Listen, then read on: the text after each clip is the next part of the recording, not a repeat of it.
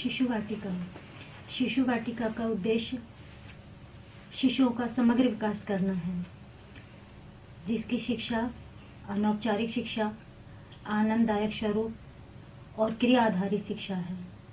शिशु वाटिका में 3 से 5 साल तक के बच्चों का आगमन होता है और जो उनकी शिक्षा होती है वो सारी क्रिया आधारित शिक्षा होती है, क्रियाकलाप आधारित शिक्षा होती है।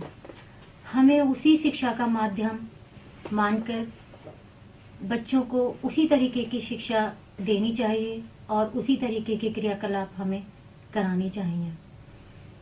जो बच्चों की शिक्षा होती है वो शिक्षा जीवन दर्शन पर आधारित होती है और जीवन दर्शन जहाँ का जैसा जीवन दर्शन होगा उसी की शिक्षा उस पर आधारित होगी।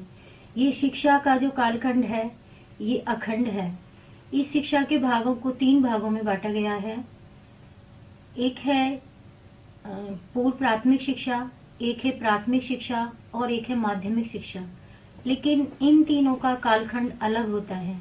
जैसे होती है पूर्व प्राथमिक शिक्षा यानी कि शिशु वाटिका, इसमें जो बच्चों की एज होती है वो 0 से लेके 5 साल तक के बच्चों की होती है और उसका जो शिक्षा का माध्यम होता है, उसका जो केंद्र होता है, उसका घर होता है और उसके जो प्रेरणा स्रोत होते हैं उसके माता पिता होते हैं।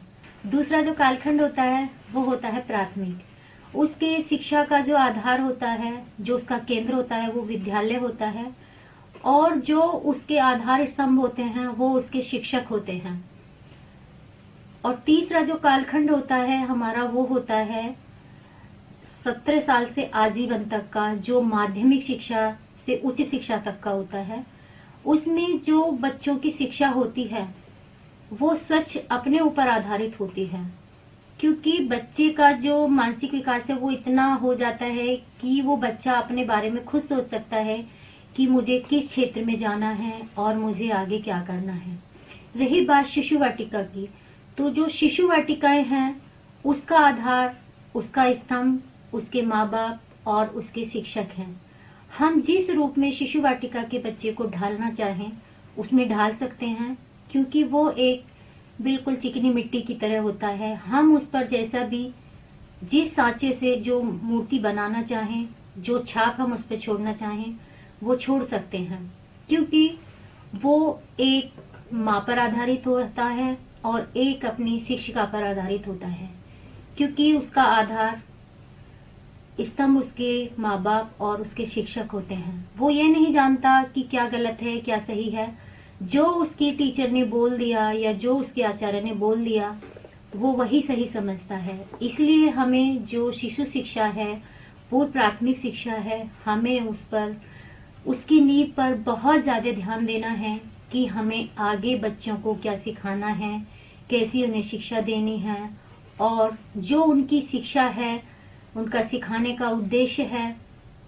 उससे बच्चों को क्या मिल रहा है। जो उनकी शिक्षा है वो संस्कार युक्त होनी चाहिए। हमें जो भी उन्हें सिखाना है उसका उद्देश्य संस्कार होना चाहिए, क्योंकि संस्कार से ही बच्चे का चरित्र निर्माण होता है। जहाँ समग्र विकास की बात होती है वहाँ हमारा चरित्र भी सामने आता है और बच्चे का संपूर्ण विकास कैसे हो इस बात की हमें चिंता करनी चाहिए और इन बातों को ध्यान में रखकर शिशुओं का समग्र विकास करना चाहिए।